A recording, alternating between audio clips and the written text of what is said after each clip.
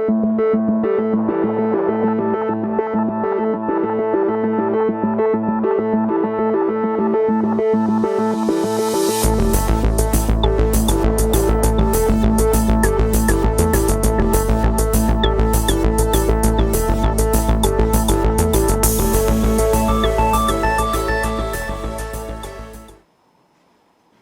tal? Esta es la materia de redes y telecomunicaciones en el Instituto Tecnológico Telmex. Vamos a revisar protocolos TCP y UDP. Bueno, los integrantes del equipo son Manuel Castillo Castañón, su servidor Luis Castro y Claudio Ávila Luna. Estamos bajo la tutela del doctor Joel Ledo Mezquita, y vamos a revisar protocolo de red, modelo OSI, protocolo TCP, protocolo UDP y diferencias entre TCP y UDP. Bueno, ¿qué es un protocolo de red? Un protocolo de red es básicamente las reglas o normas que indican cómo se debe comportar algo. En este caso ese algo es la red. ¿Qué es la red? La red es un sistema o un conjunto de elementos lógicos. Estos elementos lógicos vienen siendo las computadoras. Entonces, un protocolo de red designa el conjunto de reglas que rigen el intercambio de información a través de una red de computadoras. Esto se hace por medio de un modelo que se conoce como OSI. El modelo OSI básicamente surge de la necesidad de que las computadoras se puedan comunicar entre ellas, ya que en los años 70, cuando surge todo el tema de la computación, cada fabricante tenía su lenguaje, por decirlo de algún modo. Entonces sus equipos hablaban un lenguaje, los equipos de otro fabricante hablaban otro lenguaje, e incluso a veces los mismos equipos de un mismo fabricante hablaban diferentes lenguajes. Todo esto generaba una problemática para las empresas, para las organizaciones que utilizaban equipos y que requerían que se comunicaran entre ellos.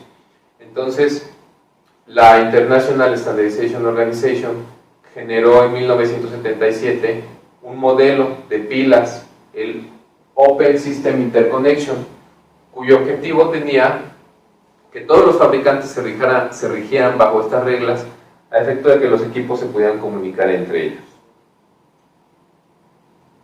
Este modelo se compuso de 7 capas: un nivel físico, es decir, los elementos tangibles de la red, como son los cables y su forma de conectarlo; un nivel de enlace de datos, que es aquel que hace que la información se descomponga en pequeños paquetes y se prepare para transmitirse; después un nivel de red, que nos permite identificar las computadoras dentro de una red y cómo se va a dar la transmisión de información entre ellas; después tenemos un nivel de transporte, el cual lo que hace es dar la conexión, o más bien asegurar la transmisión de la información, y en su caso, cuando sea necesario, solicitar que se vuelva a generar la transmisión. Después tenemos la parte de sesión, es decir, es la que determina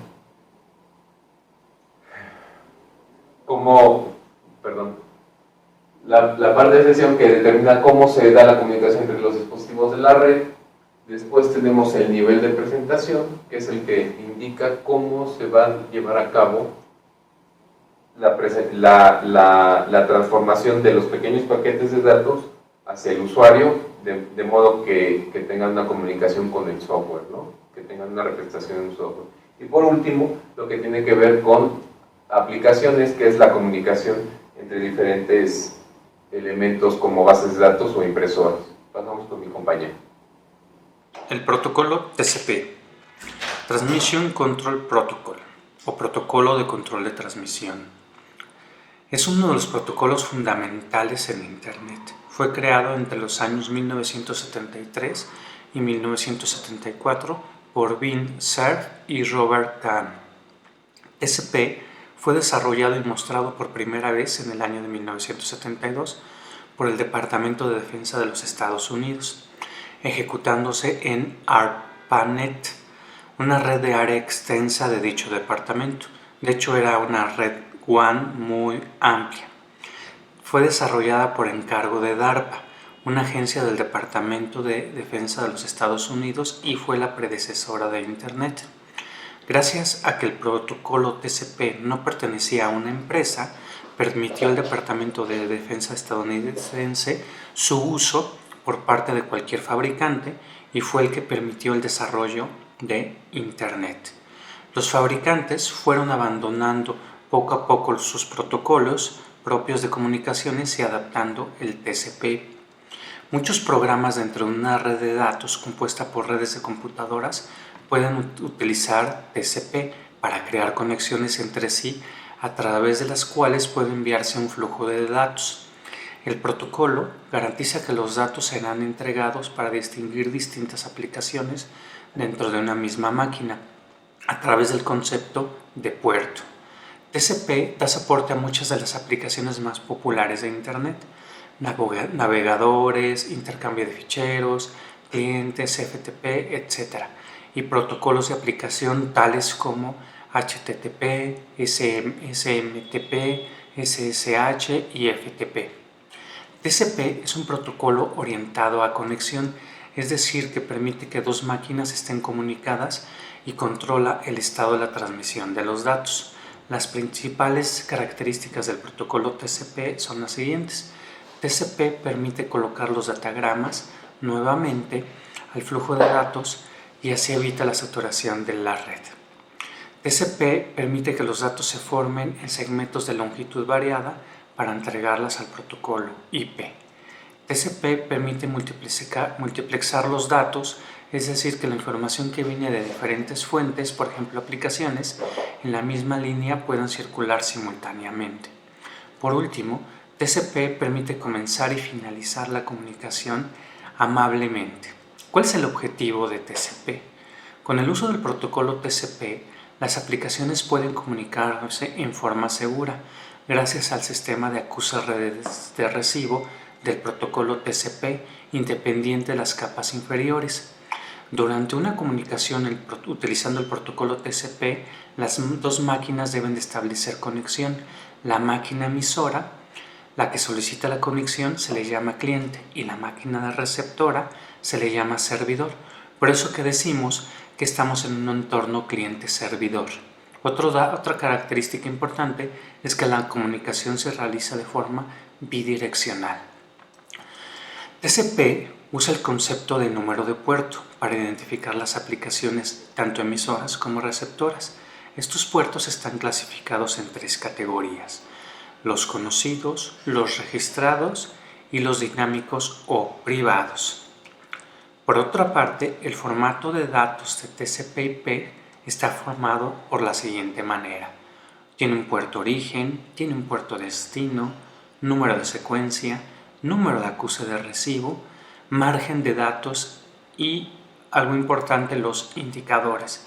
Dentro de estos indicadores está uno si es urgente, un indicador si del acuse de recibo, otro indicador para restablecer la conexión, para establecer conexión, para interrumpir la conexión, y esto nos permite manejar de forma segura y eficiente el protocolo. ¿Cuáles son las ventajas del protocolo? Está diseñado el protocolo para encaminar. Tiene un grado muy elevado de confiabilidad. Es adecuado para redes grandes, así como redes empresariales. De hecho, lo usa el Internet hoy en día. Se utilizan los servidores web y es compatible con las herramientas estándar para analizar el funcionamiento de la red.